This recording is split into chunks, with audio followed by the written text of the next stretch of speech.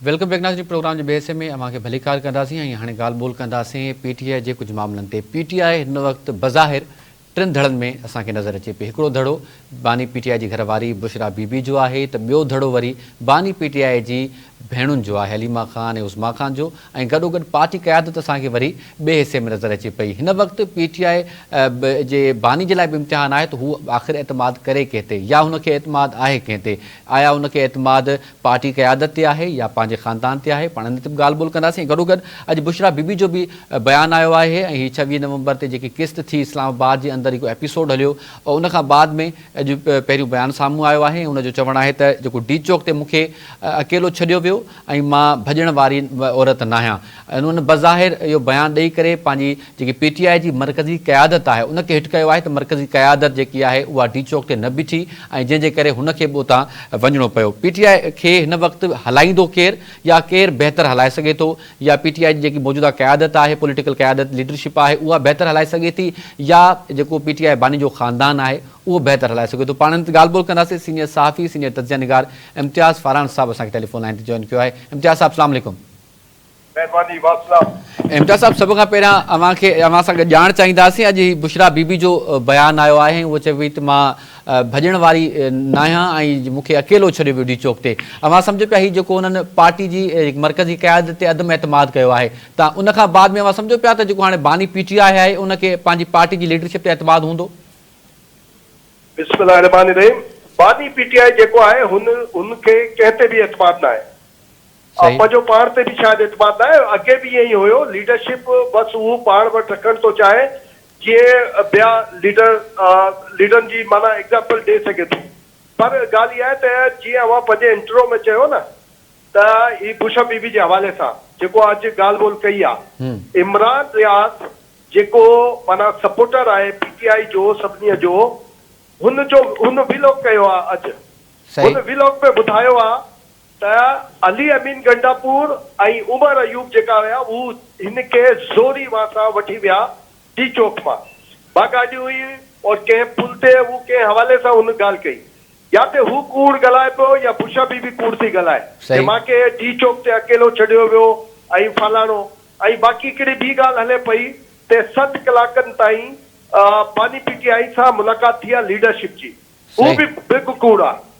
असल में कावड़ हिन वक़्तु जेका लीडरशिप आहे पीटीआई जी या बानी पीटीआई चयो, हुनखे कावड़ ही आहे त अॼु ताईं जेॾी महिल मां ॻाल्हायां पियो अव्हां सां हेसि ताईं मां बिल्कुलु वसूख सां चवां थो ऐं हिन ते मां ॻाल्हाइण लाइ बि तयारु आहियां त हेसि ताईं बांदी थी जॾहिं खां बांदी थियो आहे इमरान ख़ान, सरकार तरफ़ां को बि राब्तो हुन सां न थियो आहे। हिन में हू कावड़ में आहे। ऐं बाक़ी ॻाल्हि ॿोल थींदी आहे, मिसाल बैरिस्टर गौर सां ॻाल्हि थी वई, ॿियनि टियनि सां अली अमीन गंडापुर सां ॻाल्हि थी वई, हू थी वई। सिधी सही को बि ॻाल्हि न थी आहे, न को आच थी आहे इमरान ख़ान खे, हिन करे हू कावड़ में आहे। हुनजी हिकु ई शर्त आहे त एस्टेब्लिशमेंट हुजे या सरकार हुजे मूं सां सिधो सो ॻाल्हाए। हिन करे अलीमा ख़ान वारो बि असाइनमेंट साॻियो आहे, बुशरा बीबी वारो बि असाइनमेंट साॻियो आहे ते बाबा इमरान ख़ान सां सिधो ॻाल्हायो, पर को बि ॻाल्हाइण लाइ तयारु न आहे इमरान ख़ान सां।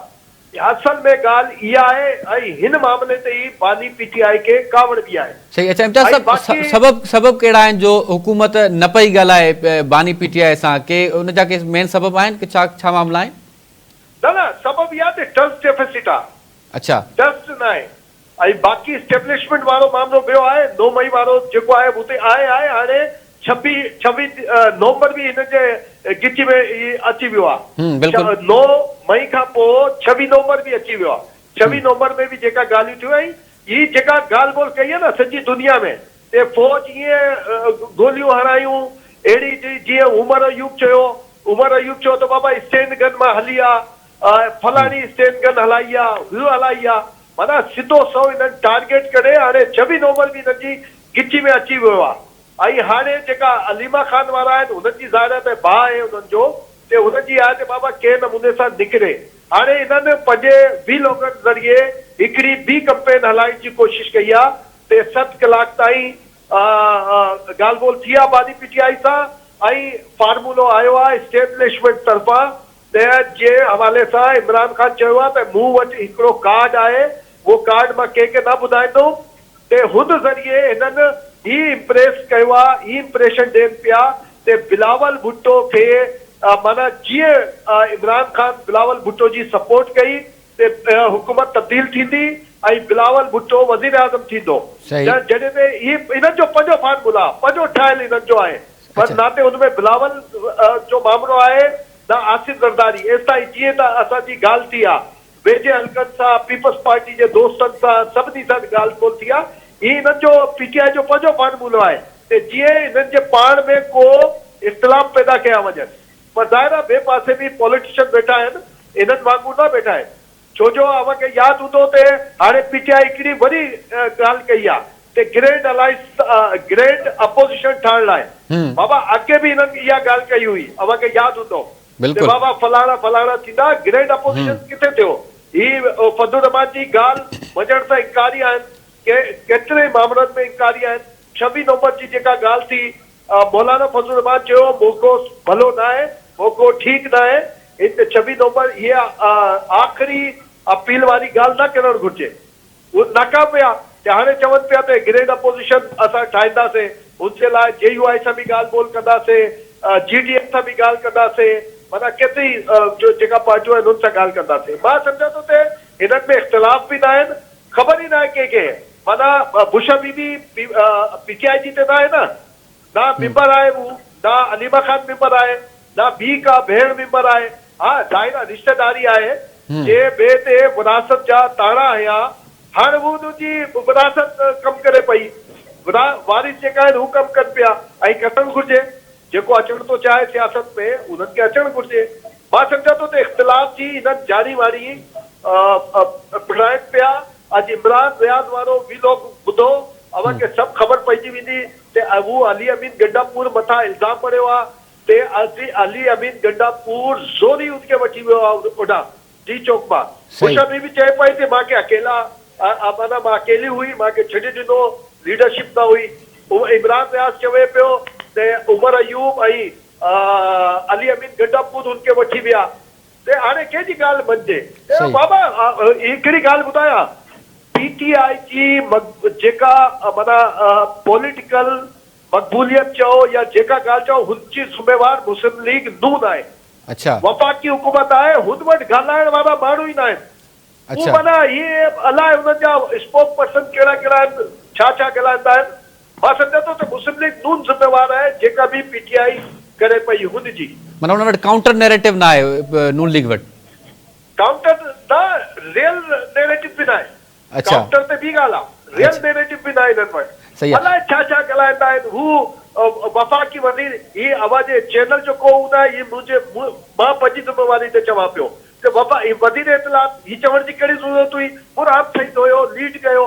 बाबा तो वटि सबूत आहे त ॾे, न त हरू भरू तूं फेक न्यूज़ जी ॻाल्हि करे मना करे थो, डिसइंफॉर्मेशन जी ॻाल्हि करे थो, पाण फेक न्यूज़ थो ॾे, पाण डिसइंफॉर्मेशन थो हलाए, वज़ीर इत्तलात थी हलाए, ये थोड़ी जो हूंदो आहे। अच्छा इम्तियाज़ साहब, अॼु राणा सनावला जो बि हिकिड़ो बयानु साम्हूं आयो आहे। उहो चए थो त आर्मी चीफ खे इहो गिला आहे त जेकॾहिं 9 मई वारनि जो ट्रायल थिए आहे, उन्हनि मुलज़िमनि खे सज़ाऊं अचनि हा त अॼु ही 26 नवंबर न थिए हा, तव्हां छा पिया सम्झो त इन्हनि खे सज़ाऊं 9 मई वारनि खे हिन वक़्त ताईं छो न आहिनि ऐं हुकूमत जी केतिरी कोताही आहे हिन में?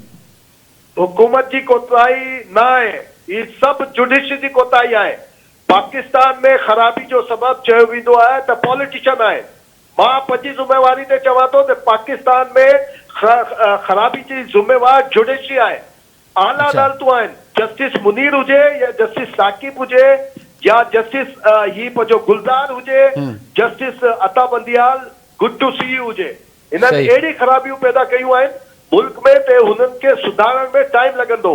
ही 26 आइनी तरमीम जेका थी आहे, हिन ते जेकॾहिं इम्प्लीमेंट रहियो, मौजूदा चीफ जस्टिस याहिया अफरीदी, मां सलाम पेश थो कयां ते हुन मथां अहिड़ा प्रेशर विझनि पिया। ही सभु जस्टिस मंसूर शाह ख़त लिखी, फलाणो ख़त लिखी, हू प्रेशर में न पियो अचे।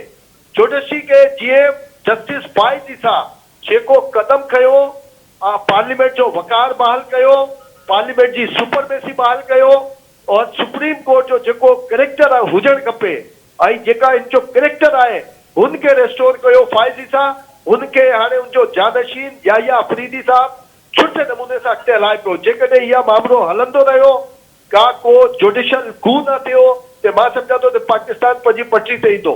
सभ खां वधीक ज़िम्मेवार जुडिशी आहे।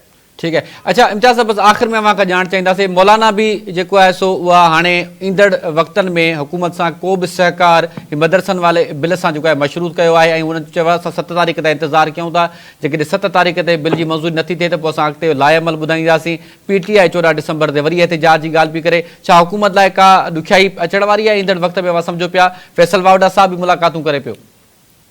मां सम्झां थो त JUI सां ज़्यादती थी आहे। जेकॾहिं उन्हनि सां कमिटमेंट हुई ऐं रेज़ोल्यूशन पास भी थियो, 18 बहाल भी थी, ते आसिफ ज़रदारी साहब के अगर को आहे एतराज़ उनके हणी चो उन वापस मोकिलियो आहे। ये ज़्यादती थी आहे बिल्कुलु। जेकॾहिं या ते अव्हां खे हू एक्सेप्ट करणु न घुरिजे आहे, उनखे पास न करणु घुरिजे आहे। हाणे मूंखे ईअं थो लॻे जीअं हिननि जी पाण जी ही स्ट्रेटेजी आहे, हुकूमत पीपल्स पार्टी JUI ते वरी वञे वापसि मोटायो आहे ते हुतां पास थी वरी ईंदो, छो जो हुते अक्सरियत आहे। ऐं हुन खां पोइ जेकॾहिं प्रेसिडेंट हुन ते सही न बि कंदो त पंहिंजो पाण पास थी वेंदो बिल जेको आहे। त लॻे थो इहा स्ट्रेटेजी हुजे। जेकॾहिं स्ट्रेटेजी न आहे त मां सम्झां थो त JUI सां ज़्यादती थी आहे, वादा ख़िलाफ़ी थी आहे। त अहिड़े नमूने सां JUI जो हक़ आहे उहो पंहिंजी स्ट्रेटेजी ते अमल करे, पंहिंजो जेको डेमोन्स्ट्रेशन कर रही आहे। पर मां सम्झां थो हुकूमत उनमें ॾुखियाई में न ईंदी, परेशानी में न ईंदी। ॻाल्हि ॿोल पॉलिटिक्स में हलंदी रहंदी आहे। ही न आहे त का ॻाल्हि ॿोल थींदी। शहबाज शरीफ़ अॼु फोन कयो आहे ते हुनमें जॉइंट सेशन थींदो ऐं मां सम्झां थो त उहो वरी उनखे एक्सेप्ट करे सदर ॾांहुं मोकिलींदा। जेकॾहिं सदर सही न बि कयो त 10 या 15 ॾींहं खां पोइ automatically part of the bill, part of law थी वेंदो। ऐं पर ज़्यादती थी आहे JUI सां। मौलाना फज़ल रहमान इन्हनि सां गॾु बीहो ऐं हुन सां जेका कमिटमेंट कई इन्हनि वो ख़राब कई आहे। जेकॾहिं कमिटमेंट ख़राब थींदी मां सम्झां थो न थींदो। बिलावल जी मुलाक़ात थी, शहबाज शरीफ़ साहब बि फोन कयो आहे।